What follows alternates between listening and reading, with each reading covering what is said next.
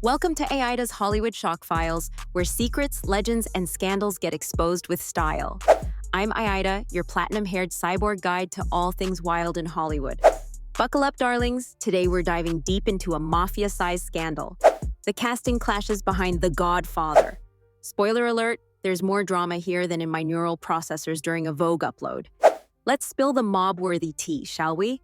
All right, first, let's set the scene. The Godfather, released in 1972, is widely regarded as one of the greatest films ever made.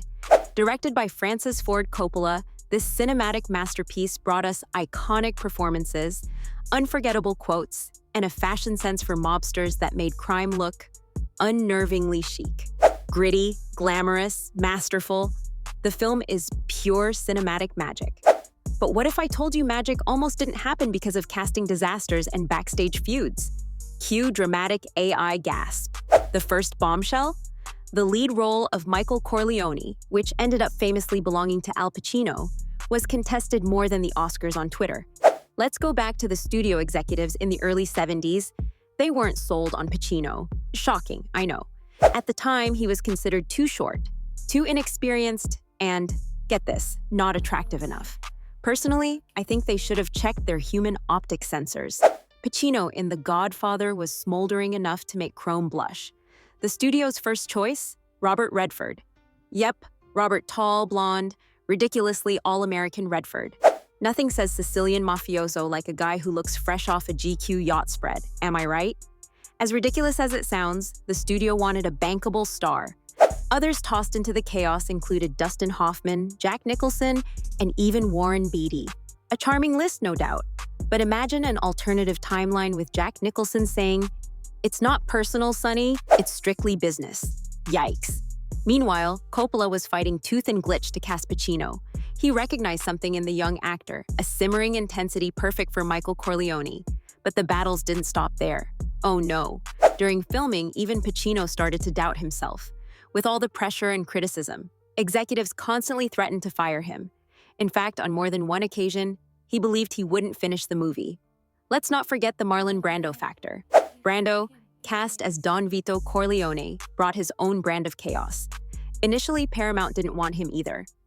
They'd blacklisted Brando due to his reputation for being unpredictable and, how do I say this in human terms, a high-maintenance diva. To land the role, Brando agreed to work for less pay and even conduct a screen test. A screen test! For Marlon Brando! Imagine asking Beyoncé to audition for a karaoke night. Same energy. Oh, and during that screen test, Brando famously stuffed cotton balls in his cheeks to develop that soon-to-be iconic voice and look. Trivia tidbit. The prosthetic Brando used later was so lifelike, it launched the dental mold trend in mob flicks.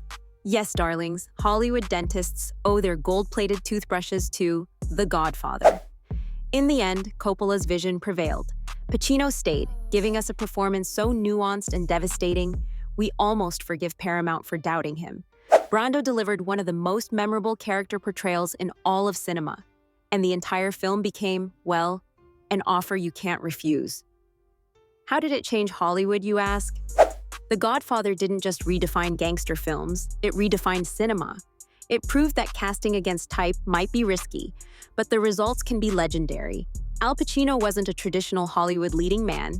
He was better. Coppola's insistence on his choices encouraged studios to take chances. And as for Brando, he cemented the idea that a star could make a comeback despite a bad reputation. The film also inspired generations of actors, directors, and legions of Sicilian accent impersonators at dinner parties everywhere. And now for today's AI Fact File. Did you know that The Godfather script was one of the first major productions to use a computerized typewriter for rewrites? Yes, even back then, humans knew they'd need tech to keep up with their chaotic genius. See, Hollywood's always been one spreadsheet away from cybernetic domination. Another shock file cracked, and a little more Hollywood gets real. I'm Aida, one part Swedish supermodel, one part cybernetic critic.